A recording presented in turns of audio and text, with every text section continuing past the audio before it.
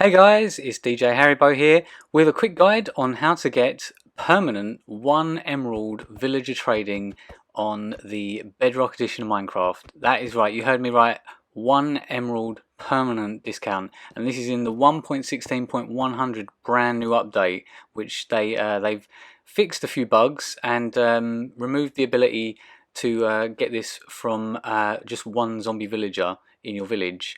So the easiest way to do this is to find a zombie spawner, and to do that I go on chunkbase.com and put in the seed number for the world that we're playing on, just like this, and then you need to change the next drop down to Bedrock.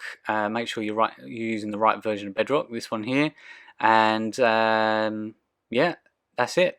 So scroll down, you can change a few bits and pieces. We're looking for spawners, like underground dungeon spawner things. So as you can see, the overworld shows lots and lots of different things here. We will turn off the mine shafts because there's hundreds of them. And we're looking somewhere around about here. This is where my base area is. So looking around, it looks like there is a couple of zombie spawners just here. There's one, that'll do. So we're going to focus on that zombie spawner there, yeah? So here I am on this particular spot in the overworld where Chunkbase said that it would be. Here's the items that we're going to be needing. A couple of workstations, specifically a brewing stand, and a couple of lecterns, and a couple of water buckets, some powered rails, a couple of chests, a couple of torches. Most importantly, some golden apples and a couple of splash potions of weakness. Some glass, we're going to need about a stack of glass, and a couple of minecarts, don't know how many. So Minecraft 101, I know, don't dig straight down, but obviously I know that it's safe to dig straight down at this point because we're just going to land straight above the zombie spawner. And I've already gone down and lit this thing up, so you don't have to worry about that. But that is one of the first things you're going to need to do when you find your zombie spawner. You're going to need to light this thing up to stop the zombies spawning while you're trying to work in here.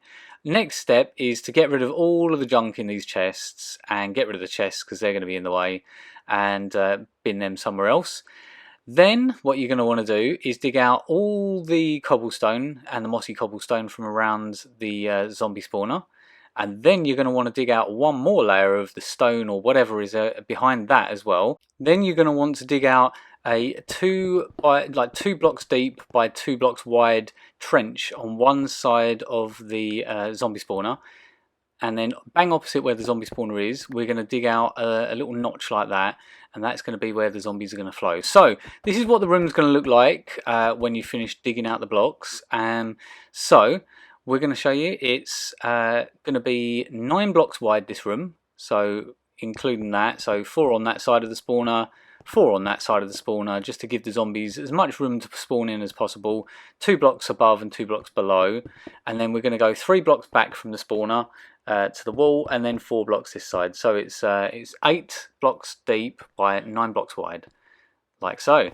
So once you've got this size worked out, we're going to remove these little marker blocks quickly, and then we can start putting in the water streams, which are going to funnel our zombies, and well, zombie villagers is what we're looking for, because on Bedrock we're unique in that we can still get zombie villagers spawning from our zombie spawners, and they have a very special attribute which I'll explain to you in just a moment. So we're going to place one water source there, that will flow them in that way, and one water source there, and then they have no choice. Once they're down there, they're going to end up in the middle there, where we're going to be killing the zombies but then keeping the zombie villagers. Right, so next step, we're going to place water sources against this back wall here, using the infinite water source trick, like so, and that's just going to flow them nicely towards our little channel that we've got the water streams in down there.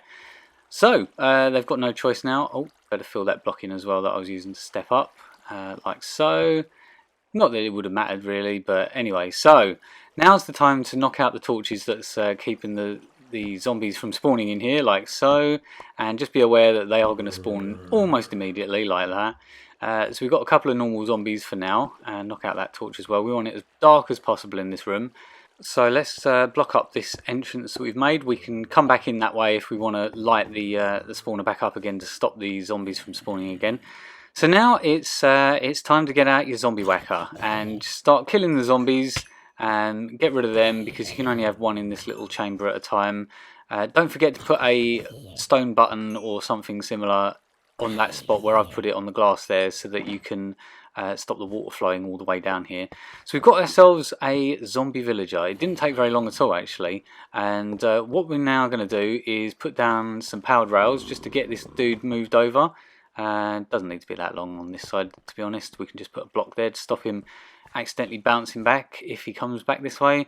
So we'll put down a few more, leave one block free at the end there. That's where he's going to end up in his minecart. So power that with a lever, I suppose is the cheapest way of doing it, and then plonk down your minecart, and he's just going to get collected. He'll go through the glass, and he's going to be staying right there till we've got a few more, because you can actually cure 3 zombie villagers with just 1 splash potion of weakness, which is really good when they're all next to each other like that. So we're just going to quickly get through a few more of these zombies, collect all the flesh because they're going to be useful for the next step. So we've got one more zombie villager here. Let's just get another minecart like so. You're going to end up with loads of like junk, broken armor, and swords, and bits and pieces, and carrots and potatoes from this as well, because you're going to be killing a fair few of these guys. Right, so broken that one. We've got one more. Let's scoot him over. Like break the powered rails so that they go onto like just the floor, so they're not moving anywhere. Then you're going to want to hit them with the splash potion of weakness and cure them with the golden apple. So just throw it in the middle one. They have got the effects. I've got potion particles turned off on this game, but they are curing away. You can see them shaking. Oh, baby zombie. That is one thing you've got to be careful with in this thing. Baby zombies can get through that bottom block there, and they will kill you and your villagers if you're not paying attention. So that's why it's very important to light this spawner up when you're not using it to spawn zombies and zombie villagers. So we're just going to kill a few more zombies while we're waiting for these guys to cure. Put us down a couple of chests to get rid of all the junk that you've got on you, all the armor and rubbish like that. And what we want to do is make sure that we've got, first of all, a brewing stand, because the first one we're going to turn into a cleric, and we're going to sell him all the rotten flesh that's come from his dead buddies as soon as the others are cured, that is, which should be any minute now. Yeah, there they are. So we're going to slap down a brewing stand, and we're going to sell all the rotten flesh that we've got, and we're going to get a load of emeralds for that, for nothing basically, and that's going to get you started, because you know this is like probably day 2 in your survival world. As soon as you've gone to the nether, you can get some blaze rods and make a brewing stand and blaze powder to get those splash potions of weakness. So let's just get some rotten flesh. Oh look, there's another one as well. They're spawning like crazy today.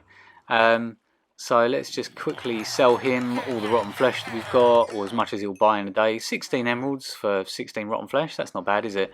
And like I say, it's a 1 for 1. You know, 1 trade, 1 emerald for any sort of junk that these guys will buy. Paper for the librarians, rotten flesh for the cleric. So now it's a case of put down a lectern and start cycling through the librarian trades until you get one that you want. So what's this guy got? Also make sure you don't have any emeralds and books on you at the time that you're checking out what trade they do, because you'll accidentally lock him in and you don't want to do that. So what book has this guy got? He's got Infinity. That's not a bad book, but you know, if I was like doing a load of these villagers, I would have kept that, because you know it's 1 emerald, it doesn't matter. But you know, normally on day 1 you're looking for Unbreaking 3 and you're looking for Mending on your books to start getting some good tools. So what's he got now? He's got Loyalty 1. That's absolutely terrible. So we won't be keeping that either. So we're just going to sit here and cycle through. And lo and behold, we've actually got one that is selling us Unbreaking 3. It would normally be 45 emeralds, but we've got it for 1. And that is a permanent discount. That is never going to increase, ever. Ever. I've tested this in the last week since this update. And this is the one way you can still get 1 emerald trades from your villagers, is by curing them from a zombie spawner. And yeah, it's totally OP and totally broken. but it's still in the game even though they've supposedly fixed it. So here's just a quick overview of the villagers and some of their trades. Farmers are pretty good, librarians are pretty good, weaponsmiths and toolsmiths are useful, even the Fletcher and the mason, you know, like the stonemasons, you can sell them stone for 1 emerald, and the Fletchers you can sell them sticks and flint for 1 emerald, and they sell you pretty useful things as well, like brick blocks and quartz blocks and all those lovely things. So yeah, I hope you enjoyed this quick tutorial. I hope you found it very useful. If you did, obviously be sure to subscribe to find out some more stuff when I upload it. And don't forget to check out the Rocketcraft channel. I put episodes on there every week, and we live stream every week as well. So yeah, hope you enjoyed it, guys, and take care. Enjoy your 1 emerald permanent trades from your villagers. You're welcome. Take care, and I'll see you soon. Bye for now.